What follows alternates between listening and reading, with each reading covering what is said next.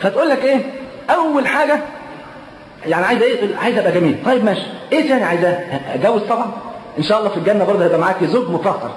ان لم تكوني زوجة لاحد المؤمنين ان شاء الله في الجنه فعلى الاقل ليكي زوج مطهر. مش قد ايه؟ زوج كده ربنا خلقه لك في الجنه بفضل الله عز وجل. عايزه ايه تاني؟ نفسي في قصر، ونفسي اتمتع، ونفسي في احسن لبس، واحسن واحسن واحسن. كل ده لن يكون الا في الجنه. عارفه ربنا قال ايه؟ والحديث الصحيح حديث قدسي، ماذا يقول جل وعلا؟ يقول اعددت لعبادي الصالحين فين؟ مش في الدنيا، لا الدنيا ما تسويش عند ربنا جناح بعوضه. اعددت لعبادي الصالحين في الجنه ما لا عين رأت ولا اذن سمعت ولا خطر على قلب بشر. عايزه متع، عايزه جمال، عايزه نعيم، عايزه قصور، انهار، اشجار، ازواج، اللي انت عايزاه في الجنه مش في الدنيا. وان شاء الله برضه هتتمتع في الدنيا بايمانك. ما هو جنه الايمان دي جنه عظيمه. شوفي الامام ابن تيميه بيقول ايه؟ ان في الدنيا جنه. دقت طعمها قبل كده؟ عايزه تدوقي طعمها؟ اعملي اللي ربنا امرك بيه. ان في الدنيا جنه من لم يدخلها فلن يدخل جنه الاخره. ما هي يا امام؟ قال انها جنه الايمان.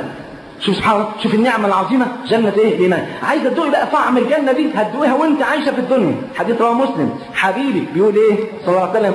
ذاق طعم الايمان، يعني ذاق طعم الجنه، اللي هي جنه الايمان. ذاق طعم الايمان اللي عمل ايه؟ من رضي بالله ربا، الله، وبالإسلام دينا، وبمحمد صلى الله عليه وسلم نبيا ورسولا. اللي مش محجبة رضيت بالله ربا، رضيت بالإسلام دينا، رضيت بمحمد صلى الله عليه وسلم رسولا؟ ما ظنش. إنما لو لبست حجاب تبقى رضيت بفضل الله عز وجل، ووقتها هتدوق طعم الإيمان، هتدوق طعم الراحة. أنا أملي في الله كبير إن النهاردة على الأقل 100 أخت تلبس حجاب، واللي تاخد النهاردة ألبومات تاخد، واللي يتبقى نجيب لها الأسبوع الجاي إن شاء الله سبحانه وتعالى.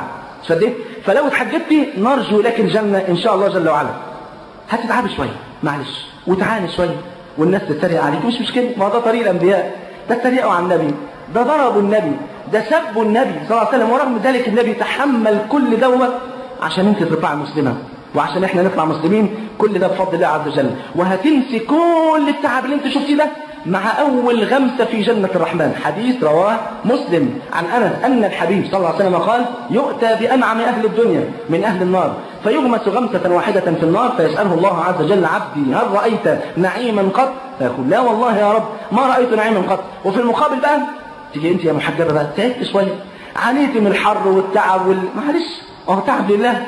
وألذ حاجة في الدنيا والله اللي الإنسان يحس إنه تعبان لله مش لدنيا. عارفة لو رجعت ليلة والناس اتريقت عليك وتعبت وفي مشقة عجيبة، والنقاب على وشك والخمار على وشك وحرانة وتعبانة، ورجعت رحت البيت أنا عملت كل ده يا رب عشانك، يا سلام، هتحس بلذة عظيمة جدا. ويؤتى بأبأس أهل الدنيا من أهل الجنة فيغمس غمسة واحدة في الجنة. اللهم أدخل أخواتنا وأدخلنا الجنة.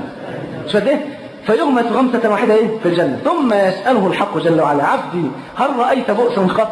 هل مرت بك شدة قط؟ لا والله يا رب ما رأيت بؤسا قط وما مرت بي شدة قط. وأنا بديلك هدية عظيمة أوي، هدية كبيرة أوي، هدية. حديث رواه البخاري ومسلم.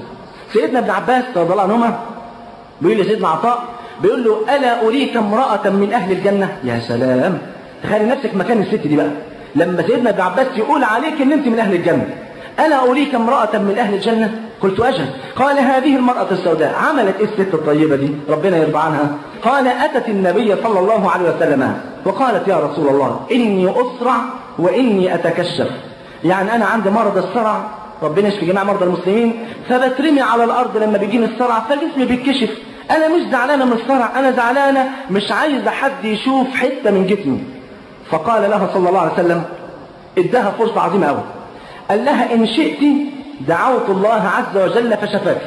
قدامها فرصة للشفاء بدعوة النبي صلى الله عليه وسلم. مش هتروح تجرب مضاد حيوي، ولا هتجرب حقنة، ولا عملية جراحية، ولا وبعد العملية تلاقي الدكتور نسي المقص جوه ونسي فدة الشراب الشمال يعني والمطالب اللي بنسمعها دي. لا، ده دعوة من النبي صلى الله عليه وسلم: إن شئت دعوت الله عز وجل لك فشفاك، وإن شئت صبرت ولك الجنة. لو مكانها تعملي إيه؟ أكيد هتعوزي الجنة. طيب، فقال: بل أصبر، يعني عايز الجنة، ولكن بس عندي مشكلة يا رسول الله، ما أنا خلاص هصبر وبقيت من أهل الجنة بإيه؟ ببشرى النبي صلى الله عليه وسلم لها، لكن يا رسول الله أنا بتكشف، أنا مش عايز حد يشوف جسمي.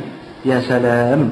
فدعا لها النبي صلى الله عليه وسلم فلم تتكشف. بالله عليك قرني بين واحدة بتسرع غصب عنها جسمها بيتكشف مش قصده والله، وبين واحدة النهاردة طالعة للخياطة ما شاء الله رايحة تفصل ايه فستان، تخش على الخياطة بعد اذن حضرتك يعني جزاك الله خيرا 50 سم من على اليمين و50 من على الشمال ومن قدام 100 سم ومن ورا بقى اللي ربنا يقدرك عليه. يا سلام، واللي يظهر مني ذكة عن ايه؟ ذكة عن يا ايه ده حتى النهارده ناس الله على فين الشباب بيحكوا لي يقولوا النهارده الاغاني بتاعت الفيديو كلاب ديت اللي بيجيبوها عارفينها؟ ها لا ما طبعا انت ما تشوفهاش طبعا بتسمعوا عنها صح لا. فالمهم تبص تلاقي الشباب بيحكوا لي يقول لي النساء بتطلع نسال الله العافيه والعافيه بملابس او ملابس يستخدم ملابس ناسين يلبسوا طالعين. كان اخر موضه احنا وصلنا لها اللي نسيت تلبس، لا ده دول بيطلعوا اللي مش ناويه تلبس. واخد بالك؟ يعني سبحان الله لما تقارن بين حالنا وحال السلف حال عجيب جدا. يا جماعه ده النبي ما تصلوا عليه. طلع والله النهارده راح صدر منشرح لدرس الحجاب ده وان شاء الله ربنا يكرمنا النهارده. يعني يا جماعه ده النبي عليه الصلاه والسلام عمل غزوه كامله عشان مسلمه اتعرت، مسلمه. المسلمه غاليه والله العظيم غاليه، ولئن اللي ما كانش ده بيوصي عليه غاليه جدا.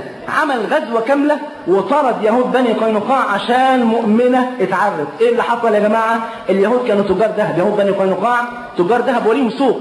فراحت المراه المسلمه الشريفه ديت راحت تشتري ذهب، فقعد على جنب. جه واحد يهودي راودها عن كشف وجهها، عن كشف ايه؟ وجهها. قال لها بس عايز اشوف وشك، فابت. فجلست جانبا. يعمل ايه الخبيث ده؟ فراح رابط لها طرف الثوب من تحت بطرف الثوب من فوق. اول ما قامت انكشفت ثقبها، صرخت.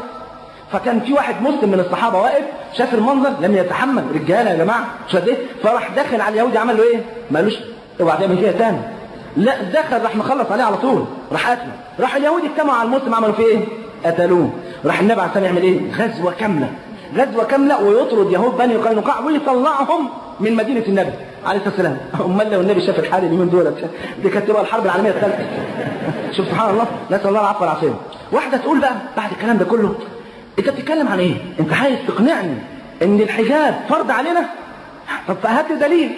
انا اعرف ان مفيش ولا دليل ورد لا في القران ولا السنه. بنسمع الكلام ده ما نسمعوش؟ بنسمع. طب خد الادله بس تصلي على حبيبك وانتوا كمان تصلوا صلى الله عليه وسلم. ادله في عجاله سريعه. اول حاجه قول الله عز وجل يا ايها النبي. الكلام لمين؟